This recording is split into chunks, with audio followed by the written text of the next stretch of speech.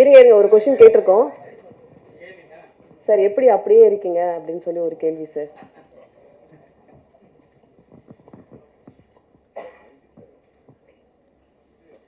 நீங்களும் அப்படியே தான் இருக்கீங்க. உங்களை மாதிரி நானும் உணவு பழக்கம் கண்ட்ரோலாக இருக்கு.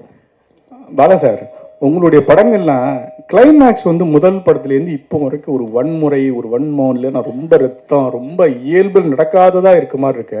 இந்த கோபம் யார்கிட்டேருந்து வந்தது? ஏன்னா பாலுமேந்திரா சார் இருந்தீங்க, சார்ட்ட வந்து அந்த மாதிரி பழக்கமே கிடையாது. இது எங்கேருந்து கற்றுக்கிட்டீங்க? இது கற்றுக்கிட்டு வர்றதில்ல, அது தவறான பதிலாக கூட இருக்கலாம். அது ரத்தத்தில் இருக்குது சார். இந்த படத்தினுடைய ஓப்பனிங் ஆச்சு, ஹீரோ இன்ட்ரடக்ஷன் பண்ணும்போது ஒரு கையில் விநாயகர், ஒரு கையில் பெரியார் இருப்பார். அதை பற்றி சொல்லுங்கள் சார். அது அந்த படத்தோட கிளைமேக்ஸ்க்கான ஒரு குறியீடு தான். கிளைமேக்ஸில் தங்கை இறந்ததுக்கப்புறம் படைத்தவனும் இங்கே கைவிரித்தானேன்னு முடியும். ஸோ ஆரம்பத்தில் என்ன, அதுக்கும் இதுக்கும் லிங்க் பண்ணுறதுக்காக ஒரு சின்ன குறியீட்டுக்காக அது வச்சுருந்தது. பாலாண்ணா, பொதுவாக வந்து நம்ம தமிழ் சினிமாக்களில் வந்து கன்னியாகுமரி மாவட்டத்தில் போயிட்டு ஏதாவது ஒரு சாங்காவது எடுத்துகிட்டு வந்துடுவாங்க. ஆனால் ரொம்ப நாள் ஆச்சு இப்போது அந்த பக்கம் போய். ஆனால் நீங்கள் முழு படமும் கன்னியாகுமரி மாவட்டத்தில், அதுவும் கன்னியாகுமரியை சுற்றி அந்த களம் எப்படி அந்த தேர்ந்தெடுத்தீங்க? அதுக்கு ஏதாவது ஸ்பெசிஃபிக் ரீசன் ஏதாவது இருக்கா? இல்லை, இது வரைக்கும் கன்னியாகுமரின்னு சொல்லி முன்னாடி பழைய படம் ஒன்று வந்திருக்கு. அதுவும் மலையாள படம்னு நினைக்கிறேன். அதுக்கப்புறம் எதுவுமே எடுக்கப்படல. ஸோ மற்ற களங்கள்லாம் எடுத்துட்டாங்க. நிறைய திருநெல்வேலி, மதுரை, கோயம்புத்தூர் அது எல்லாமே எடுத்துட்டாங்க. சென்னைலாம் எல்லாமே முடிஞ்சிருச்சு. அது ஒன்று மாத்திரம் பாக்கி இருக்கே, அந்த அந்த கதைக்களத்தை எடுத்துக்கிறோமேன்ற ஒரு விருப்பம்தான். ஓகே. அண்ட் சுரேஷ் காமாட்சி பிரதருக்கு ஒரு கேள்வி. பிரதர், இது வந்து ஒரு ஆத்தென்டிக்கான இது விஷயம் கிடையாது. பட் இருந்தாலும் ஒரு நடிகராக வந்து எல்லோரும் சிம்பு அப்ரோச் பண்ண பயப்படுவாங்க, ஒரு டைரக்டராக வந்து பாலானாவை அப்ரோச் பண்ண பயப்படுவாங்க. ஆனால் நீங்கள் இந்த ரெண்டு பேரையுமே வந்து கரெக்டாக ஹேண்டில் பண்ணி ஒரு பேக் டு பேக் ஹிட் கொடுத்துருக்கீங்க. எப்படி? நிறைய பேருக்கு கேட்ட கேள்வி நிறைய இடத்துல நான் பதில் சொல்லிட்டேன். இப்போ நீங்கள் உங்களுக்கும் சொல்கிறேன், அப்படிலாம் கிடையாது. நம்ம சரியாக இருந்தால் மற்றவங்க சரியாக இருப்பாங்க. அதான் நான் முதலே சொல்லிட்டேன். அதான், அதாவது ரிலேஷன்ஷிப்ன்றது கண்ணாடி மாதிரி தான். நம்ம சரியாக இருந்தால் மற்றவங்க சரியாக இருப்பாங்க. இப்போ நீங்கள் நம்ம இங்கே ஒரு இடத்துல தப்பு பண்ணுறோம் போது அதை வந்து அவங்க அட்வான்டேஜ் எடுக்கிறதுக்கு வாய்ப்பு இருக்கும். ஸோ நம்ம சரியாக இருந்தால் எல்லாம் சரியாக இருக்கும். நம்ம அடுத்தவங்களை குறை சொல்கிறத விட நம்ம சரியாக இருக்கணும், அவ்வளோதான். இவங்களை ஹேண்டில் பண்ண முடியும், அவங்கள ஹேண்டில் பண்ண முடியும் அப்படிலாம் கிடையாது. ஹேண்டில் பண்ண முடியாதவங்க, ஹேண்டில் பண்ண முடியும்னு நினைக்கிறவங்க கிட்ட வந்து படைப்பு திறன் இருக்காது, அவ்வளோ ஒரு இது இருக்காது. ஸோ அப்படியும் நம்ம பார்க்க வேண்டியது இருக்குல்ல. இப்போ நீங்கள் எல்லோரும் நம்ம ஹேண்டில் பண்ண முடியாத ஆட்களை நம்ம சூஸ் பண்ணுறோம்னு வச்சுங்களேன், அவங்களோட திறமை இருக்காது. ஸோ அப்படியும் பார்க்க வேண்டியது இருக்குல்ல. ஸோ அதனால் அதெல்லாம் ஒரு இது கிடையாது, நம்ம நடந்துக்கிறதுல தான் இருக்குது. அருண் பிரதர், உங்களுக்கு ஒரு கேள்வி. இப்போ அவருக்கு நான் நன்றி சொல்லிக்கிறேன். என்னை பற்றி இவ்வளோ பாசிட்டிவாக சொன்ன ப்ரொடியூசர், அவருக்கு மிக்க மிக்க நன்றி. நீங்கள் இப்போ ரீசன்ட் டைம்ஸில் வந்து நிறைய அவங்க கெட்டப் சேஞ்ச் பண்ணிட்டீங்க. ஆனால் இந்த படத்தில் நீங்கள் ஃபிலிம் இண்டஸ்ட்ரியில் இன்ட்ரடியூஸ் ஆகும்போது இருந்த ஒரு அந்த கர்ல் ஹேர், தாடி வச்சு ஒரு அதான் அந்த ஆரம்பத்துக்கே போய் மறுபடியும் புதுசாக ஆரம்பிக்கிற மாதிரியான ஒரு ஃபீல் எனக்கு பர்சனலாக நான் ஃபீல் பண்ணேன். ஏன்னா பாலானோட படத்துக்குள்ளே வரும்பொழுது திருப்பி ஒரு வேற ஒரு வேர்ஷனில் வரணும், ஒவ்வொரு நடிகர்களும் வர்றாங்க. அந்த மாதிரி நீங்கள் ஏதாவது ஃபீல் பண்ணீங்களா? அவங்க கெட்டப் எப்படி, ஏன் அந்த மாதிரி பழைய இதுக்கு போனீங்க அப்படின்றது? இல்லை, பாலா சார் ஒரு விஷயம் மைண்டில் வச்சுருந்தாங்க, இந்த கதாபாத்திரம் இப்படி இருக்கணும், இப்படி பண்ணணும் அப்படின்ட்டு. ஸோ அதுதான், அது பாலா சாரோட விஷன் தான். ஸோ அதுக்கு தகுந்தாப்பில் தான் நம்ம பண்ணோம். எனக்குமே வந்து டோட்டலாக நான் இது வரைக்கும் பண்ண படங்கள்ல அப்படியே மாறுபட்டு பண்ணது தான் இன்னைக்கு இந்த பேர் கிடைச்சிருக்கு அப்படின்னு நான் நினைக்கிறேன். ஸோ அதுக்கு பாலா சாருக்கு தான் நன்றி. வாழ்த்துக்கள், வாழ்த்துக்கள்.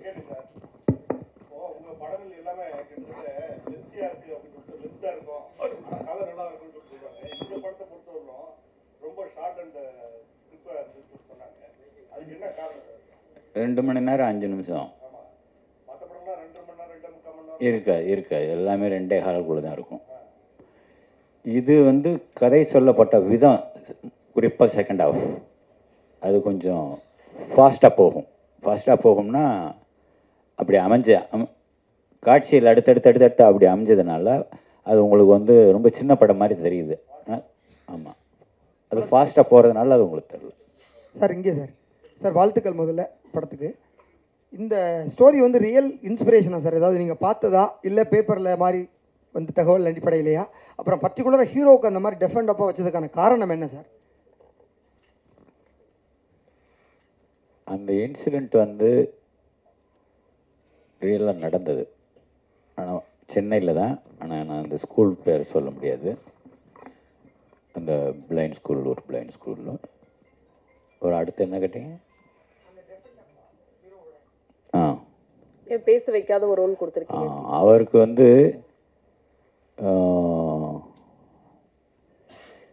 பேசி பேசியே தான் வசனத்தில் சொல்லியே தான் புரிய வைக்கணுன்ற ஒரு ஒரு ஒரு இந்த காலத்தில் பேசாமலையும் புரிய வைக்கலாம் அப்படின்னு எடுத்துக்கிட்ட ஒரு ஒரு ஒரு ஒரு முயற்சி. பல சார்.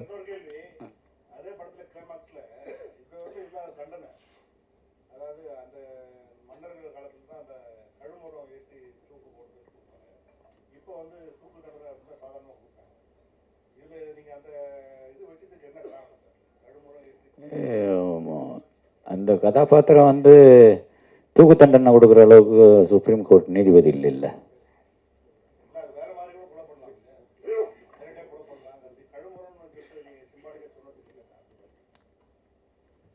அது அந்த காலத்தில் நடந்திருக்கு இல்லையா? அந்த இடத்துல அது நடந்துருச்சு, அப்படிதான் எடுத்துக்கணுமே தவிர அதுக்கு ஒரு காரணம் என்ன அப்படின்றது நம்ம தேட வேண்டியதில்லை. பாலா சார், உங்கள் படங்களில் பழைய படங்கள் பார்த்தாலும் இந்த படம் தான் பார்த்தாலும் ஒரு கிறிஸ்டியானிட்டியை வந்து கிண்டல் பண்ணுவீங்களா, விமர்சனிக்கீங்களா, இல்லை வேறு பண்ணுவீங்களா தெரியல ஒன்று. அப்புறம் நடிகர் திலகம் சிவாஜி கணேசன் இந்த பட கேரக்டரும் சரி, அவனி வன்லியும் ஒரு நடிக்கிற மாதிரி வரும். அது வந்து உங்களோட ஒப்பீனியன் என்ன சொல்ல வரீங்க நடிகர் திலகத்தையும் கிறிஸ்டியானிட்டி? கிறிஸ்டியானிட்டியை சும்மா ஏதோ சட்டையர் பண்ணுறன்ற மாதிரி நீங்கள் அதை தவறாக எடுத்துக்கிற கூடாது. அந்த ஒரு பாட்டை கேட்டு பாருங்க, ஆடியோவில் அந்த சின்ன பொண்ணு தங்கச்சி பாடுற பாட்டை கேட்டு பாருங்க. அப்படி சொல்லவே மாட்டீங்க. முழு பாட்டையும் கேட்டிங்கன்னா சொல்ல மாட்டீங்க. நடிகர் திலகம் சிவாஜி கணேசன் என்ன எதில் வந்தார் இதுக்கு முன்னாடி?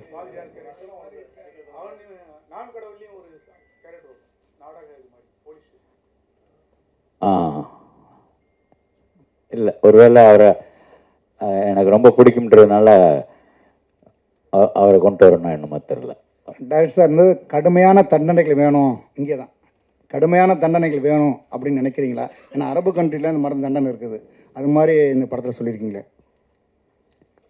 இதோட கடுமையான தண்டனை கொடுக்கணும் அப்படிங்கிறது தான் என்னோட ஆசை.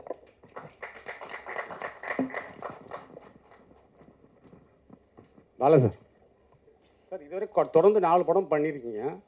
பட் எல்லா கதைக்களமும் கேரக்டர் பார்த்தீங்கன்னா ஒரே மாதிரி தெரியுதுன்னு ஒரு ஃபீலிங் இருக்குது. நீங்கள் வந்து ஸ்ட்ரெயிட்டிஸான பாலாவை நாங்கள் எப்போ பார்க்குறது? ஸ்ட்ரெயிட்டிஸான பாலா சாரா எப்போ பார்க்குறது?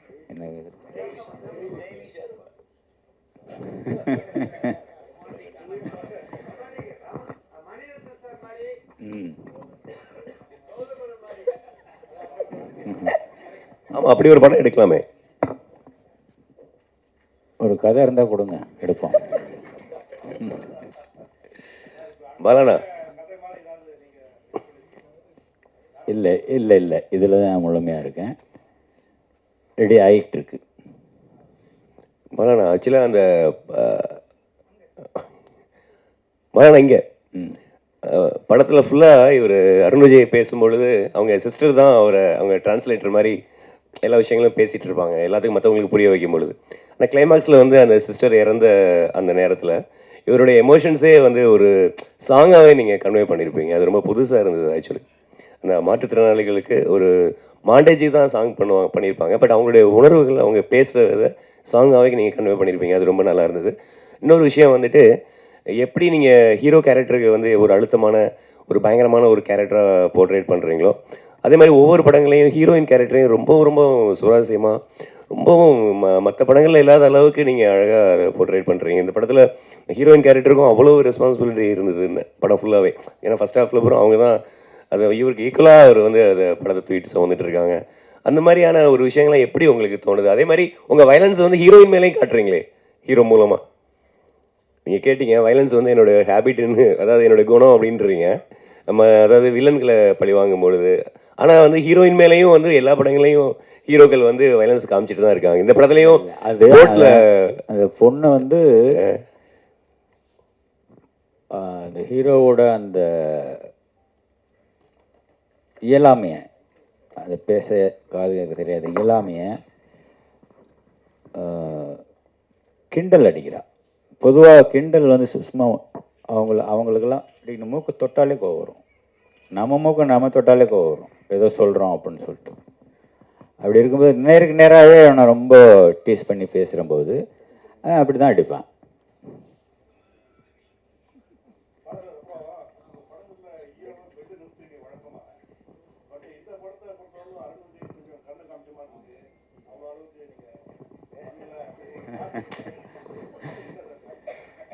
இல்லை இல்லை, அது தனிப்பட்ட கருணையெல்லாம் ஒன்றும் கிடையாது.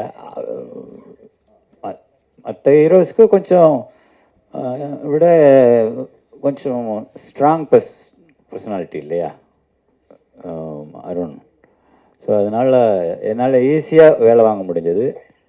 அதனால் அது உங்களுக்கு கம்மியாக இருக்கிற மாதிரி தெரியுது.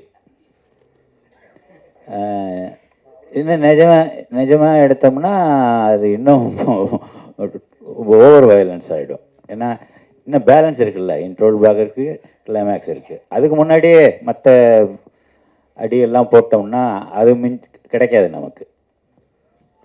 பாலா சார், தமிழ் சினிமாவில் 1000 கோடிங்கிறது வந்து ஒரு பெரிய விஷயமா இருக்குது.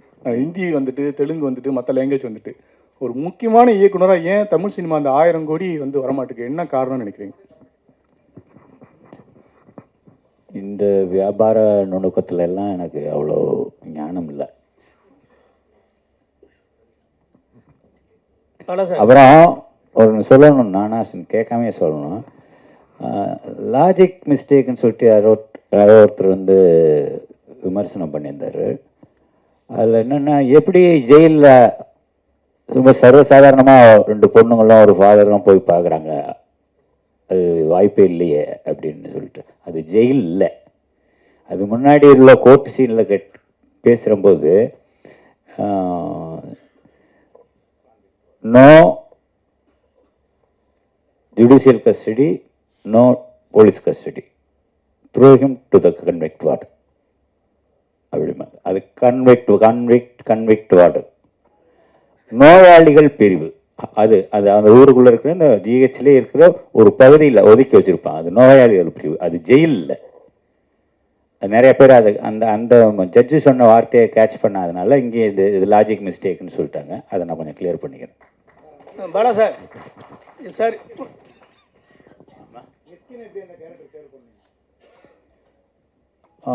மிஸ்கின் எனக்கு இந்த ஓனாயும் மாட்டுக்குட்டியிலேருந்தே எனக்கு அந்த அந்த இதில் பரியல் கிரவுண்டில் ஒரு மெழுகு மத்தனை ஏற்றி வச்சுட்டு பேசுகிற ஒரு லெங்க்தி ஷாட்டு, ஒரே ஷாட்டில் ஒரே டேக்.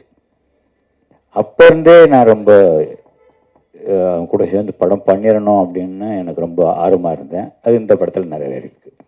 பாலா சார், இப்போ அருண் வந்து இந்த படத்தில் சிரமப்பட்டு நடித்து படம் சக்ஸஸ் ஆகிருக்கு, பேசப்பட்டிருக்கு. இதே நிலையில் வந்து சூர்யா நடிச்சிருந்தா இன்னும் எதிர்பார்ப்புகள் உங்களுக்கு கூடி இருக்கும்னு நினைக்கிறீங்களா? அந்த படம் பெரிய ஹிட் ஆகிருக்கும்னு நினைக்கிறீங்களா?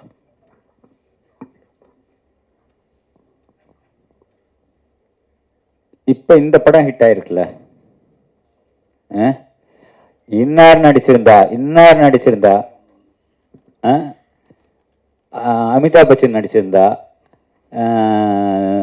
ஷாருக் கான் நடிச்சிருந்தா, அப்படி அது எதுக்கு பேக்கில் போகணும்? ஒன்ஸ் முடிஞ்சு போச்சு, ரிலீஸ் ஆகிடுச்சு, ஹிட் பண்ணி கொடுத்துட்டீங்க, அப்புறம் திரும்ப நம்ம ஏன் பேக்கில் போய் திரும்பி பார்க்கணும்? சரி, அப்படின்னு ஒரு சார், இப்போ இந்த பாலடைஞ்ச கிணத்துலேருந்து நிறைய புல்லுகள் மேலே வரும், அதில் ஒரு பலகை வரும். அந்த பலகத்தில் நான் இருக்கும் இடத்து செல்வம் கொலிக்கும் அப்படின்னு ஒரு காமெண்ட் பண்ணுற மாதிரி பண்ணியிருப்பீங்க. அதேமாதிரி பெரியார் சிலையை சோத்து கையில் தூக்கிட்டு வருவார், பிள்ளையார் சிலையை பிச்சை கையில் தூக்கிட்டு வருவார். அப்போ இதில் ஏதாவது உங்களுக்கு எப்போதுமே கொஞ்சம் நாத்திகரத்தில் உடன்பாடு உள்ளவங்க, இந்த மனநிலையை எப்படி பண்ணியிருந்தீங்க? என்ன காரணம்?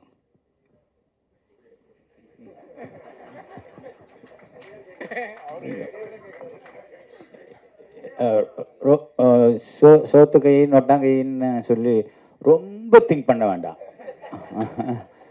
ஏதோ ஒரு கை, 2 கை தானே. ஏதோ ஒரு கை 2 இடுப்பு அவ்வளோதான், அதில் தூக்கிட்டு வர்றது. சார் அடுத்த படம் இந்த படம் ஹீரோ யாரு, அது மாதிரி இந்த குற்ற பரம்பரை நீங்க முந்தையே எடுக்கணும்னு பேசிட்டு இருந்தீங்க, அதுக்கான ஐடியா இல்லை, அது குற்ற பரம்பரைன்றது நான் முன்னாடியே சொல்லிட்டேன். அந்த மீட்டுக்கு நீங்களும் வந்திருந்தீங்க. குற்ற பரம்பரை இல்லை, எழுதப்பட்ட கதைன்னு நான் சொல்லிட்டேன். இப்போ திரும்ப அந்த குற்ற பரம்பரையை பற்றி இப்போ பேசி பிரயோஜனம் இல்லை, அதை எடுக்க போகிறதும் இல்லை. அடுத்த படம் சார், அடுத்த படம் என்ன படம், யார் ஹீரோ? இன்னும் எதுவும் முடிவாகலை.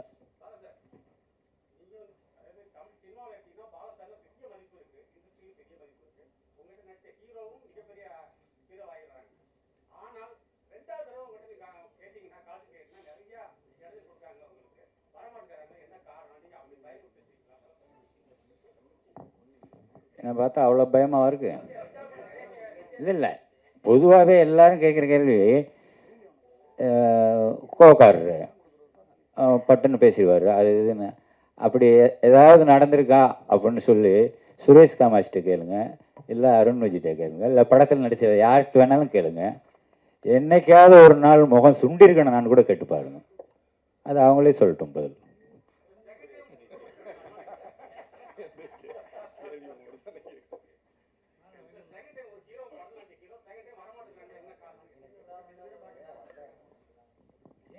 வந்தாங்களே, வராமல் ஏன் இருக்காங்க? நமக்கு வந்து வெரைட்டி, வேறு வேறு ஆர்டிஸ்ட் கூட ஒர்க் பண்ணால் வேறு வேறு எக்ஸ்பீரியன்ஸ் கிடைக்கும்ல. ஆர்யா பண்ணியிருக்கிறாரு, சூர்யா பண்ணியிருக்கிறாரு. நீங்கள் எங்கேயோ எங்கே போனால் ரொம்ப ரொம்ப வருஷத்துக்கு பின்னாடி இருக்கீங்களே.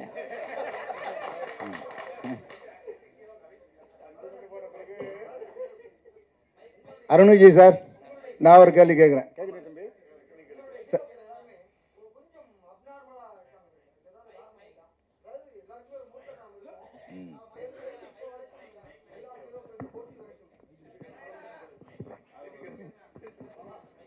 பாலா சார், உங்களுடைய எல்லா படங்களையுமே கேரக்டர் பேசப்பட்டிருக்கு. பர்டிகுலர் அந்த ஹீரோக்கு வந்து ஒரு ஸ்பெஷல் பவர் மாதிரி, அதாவது ஒரு மூர்க்கத்தனத்தோடு இருக்காங்களே, அதற்கான காரணம் என்ன?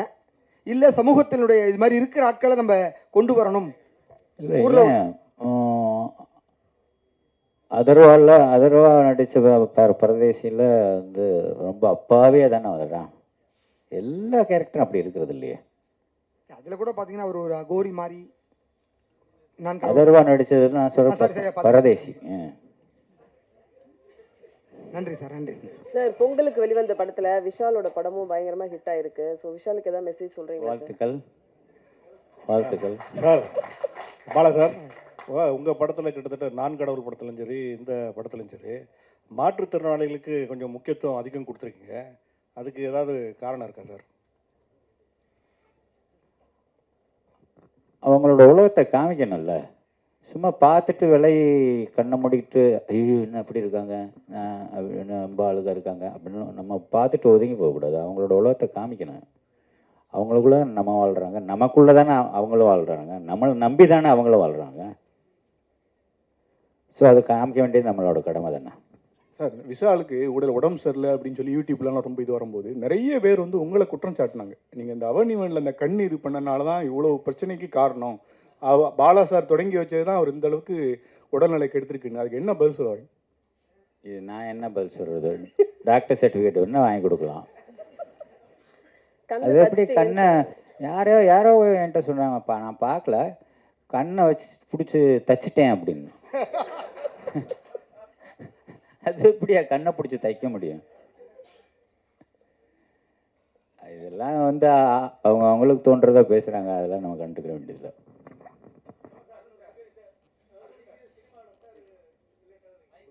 சார், அருண் விஜய்க்கு ஒரு கொஸ்டின் சார்.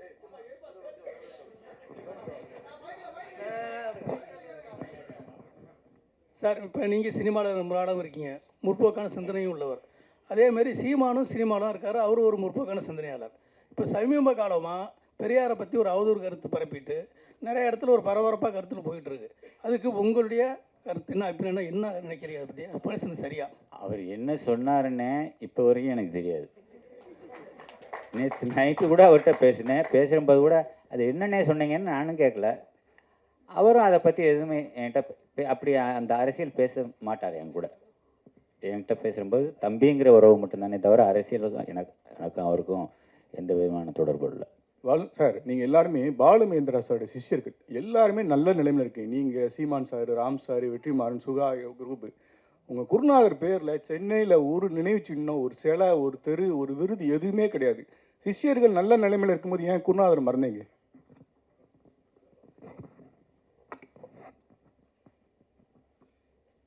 மறந்தீங்கன்னு எப்படி சொல்லலாம்? அவர் தான் நமக்குள்ளே இருக்கிறாரு, எங்களுக்குள்ளே எல்லாருக்குள்ளே இருக்கிறாரு. ஆனால் அடுத்த தலைமுறைக்கு என்ன பண்ணணும்? அதாவது தெருவு பேர் வைக்கலாம், ஒரு சிலை வைக்கலாம்னு சொல்ல வர்றாரு. அது அரசாங்க முடிவு எடுக்க வேண்டியது. நம்மளே ஒரு தெரு உருவாக்கி நம்மளே பேர் வச்சோம்னா விடுவாங்களா? அதனால முறைப்படி தான் செய்யணும். சார் அருண் விஜய்கிட்ட ஒரு கேள்வி. அருண் விஜய் சார், ரொம்ப நாள் நீங்கள் எதிர்பார்த்துட்டு இருந்த ஒரு விஷயம் பாலா சாரோட பண்ணணும் அப்படின்னு, அது அமைஞ்சது. என்ன விஷயத்த கற்றுக்கிட்டீங்க பாலா சார்ட்டேருந்து? இந்த அனுபவம் எப்படி இருந்தது? இல்லை, ஒரு மறக்க முடியாத அனுபவம். ஒவ்வொரு விஷயமும் எனக்கு வந்து இதில் அவ்வளோ விஷயங்கள் கற்றுக்கிட்டேன். ஒரு கதாபாத்திரத்தோட ஆழத்தை புரிஞ்சுக்கிறது எப்படி அப்படின்ற ஒரு விஷயம் பாலா சார்ட்டேருந்து அது ஒரு விஷயம் கற்றுக்கிட்டேன். அதான் எனக்குள்ளே இருக்கிறத இது என்னால் பண்ண முடியும் அப்படின்னு என் மேலே எனக்கு நம்பிக்கை கொடுத்தது Bala sir. So I think அதுக்கு நான் ரொம்ப நன்றிகள் பாலா சாருக்கு இந்த நேரத்தில். ஸோ எவ்ரிதிங் இன்னைக்கு எல்லாரும் அப்லாட் பண்ணுறாங்க, எல்லாருமே சொல்கிறாங்கன்னா அது பாலா சார் எனக்குள்ளே இருக்குது அப்படின்னு சொல்லிட்டு அதை வெளியில் கொண்டு வந்தார். So thank you so much Bala sir. உங்கள் கேள்விகளுக்கு நன்றி. பொங்கல் படமாக வந்த வணங்கான் படம் மிகப்பெரிய வெற்றியாக்கிய ஊடகத்தையும் கொண்டு போய் சேர்த்த மக்களுக்கும் படக்குழுவினர் சார்பில் நன்றி. மீண்டும் சந்திப்போம். ஒரு குரூப் போட்டோ. எல்லாருக்கும் நன்றி. தேங்க்யூ.